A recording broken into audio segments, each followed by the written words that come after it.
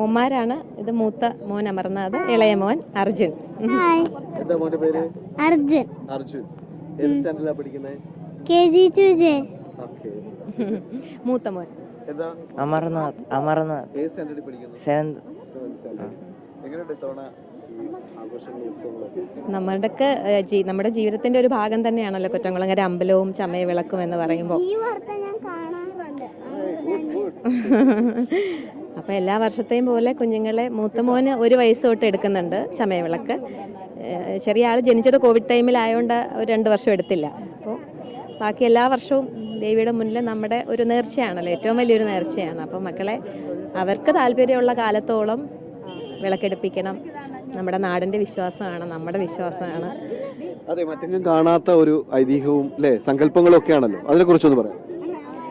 ഐതിഹ്യം എനിക്കൊന്നും എല്ലാവർക്കും ഒരുപക്ഷെ അറിയാം. പണ്ട് ഈ ഒരു പ്രദേശം കാട് പിടിച്ച് കിടന്ന സ്ഥലമായിരുന്നു. അപ്പോൾ ബാലകര് കാലികളെ വിളക്കെടുക്കാറുണ്ട്. സാധാരണ പെൺകുട്ടികളല്ലേ വിളക്കെടുക്കാറുള്ളത്? ഞങ്ങള് പെണ്ണായിട്ട് അഭിനയിച്ചാണ് വിളക്കെടുക്കുന്നത്. അതാണ് ഇവിടുത്തെ പ്രത്യേകത അല്ലേ? അപ്പൊ ഇങ്ങനെ വിളക്കെടുക്കുമ്പോഴേ സന്തോഷം തോന്നാറുണ്ടോ? ദേവിയോട് എന്താ പ്രാർത്ഥിക്കാറുള്ളത്? എനിക്കിഷ്ടമുള്ളത് പ്രാർത്ഥിക്കും.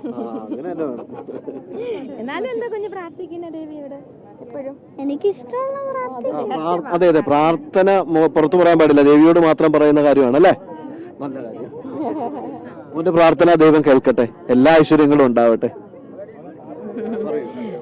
അപ്പോൾ കുട്ടികളെ ഈ ബാലകര് കാലിയെ മേയ്ക്കാനായിട്ട് വിട്ടതിന് ശേഷം കളിക്കുമായിരുന്നു. ആ സമയത്ത് ഒരു നാളികേരം അടർന്നു വീഴുകയും അവർ ഒരു ശിലയിൽ ഈ നാളികേരം ഉടയ്ക്കാൻ ശ്രമിക്കും. അതിൽ നിന്ന് രക്തം വാർന്നു എന്നാണ് പറയുക. അപ്പോൾ ഈ കുട്ടികൾ പേടിച്ച് രക്ഷകർത്താക്കളെ അറിയിച്ചു. അങ്ങനെ പ്രശ്നം വെച്ചപ്പോൾ അവിടെ ദേവീ സാന്നിധ്യം ഉണ്ട് എന്നുള്ളത് മനസ്സിലായി. അതിൻ്റെ ഒരു തുടർച്ച എന്നോണം ആണ് ഇപ്പോഴും ദേവി മേൽക്കൂരയില്ലല്ലോ, അമ്പലത്തിന് മേൽക്കൂരയില്ല. മഴയും വെയിലും എല്ലാം ഏറ്റിട്ടാണ് ഇരിക്കുന്നത്. പിന്നെ കുരുത്തോലപ്പന്തലിലാണ് അന്ന് ഉത്സവം നടത്തി. കുരുത്തോലപ്പന്തലൊക്കെ കെട്ടി അന്ന് ഈ ബാലകരാണ് സ്ത്രീവേഷം കെട്ടി വിളക്കെടുത്തത്. അപ്പോൾ ആ ഒരു തുടർച്ചയാണ് ഇന്നും ആൺകുട്ടികൾ പെൺവേഷം കെട്ടി വിളക്കെടുക്കുക എന്ന് പറയുമ്പോൾ. അമ്പലദേവി കുട്ടിക്കാലം മുതലേ കാണുന്ന ഒരു അല്ലേ ഇവിടുത്തെ ഒരു അനുഭവം കാര്യങ്ങളും? അതെ അതെ അതെ, കുട്ടിക്കാലം തൊട്ടേ എന്നും ഞാൻ കൊറ്റംകുളങ്ങര സ്കൂളിലാണ് പഠിച്ചത്. അപ്പോൾ എന്നും ഇവിടെ വന്ന് പോകുന്ന വഴിക്ക് ദേവിയെ കണ്ട് തൊഴുതിട്ടാണ് സ്കൂളിൽ പോകുന്നത്. അപ്പോൾ അങ്ങനെ ഒരു പിന്നെ അഭിനയമൊക്കെ തുടങ്ങിയതിന് ശേഷം നമുക്ക് എന്നും വരാൻ പറ്റുന്നില്ല. എന്നിരുന്നാൽ പോലും നമ്മുടെ മനസ്സിൽ എന്നും ദേവിയുണ്ട്. എവിടെ പോയാലും ദേവിയാണ് കൂടെയുള്ളത്. അപ്പം നമുക്ക് അനുഭവങ്ങളും ഉണ്ട് ഒരുപാട്. ദേവിയുടെ അനുഗ്രഹം കിട്ടിയതായിട്ടുള്ള ഒരുപാട് അനുഭവങ്ങളുണ്ട്. ഞാനൊരു എക്സാം പാസ്സായ. എക്സാം പാസ്സായി? അതെന്താ, എങ്ങനെയാ? നല്ലപോലെ പഠിച്ച് എഴുതി. ദേവിയുടെ അനുഗ്രഹം ഉണ്ടായി.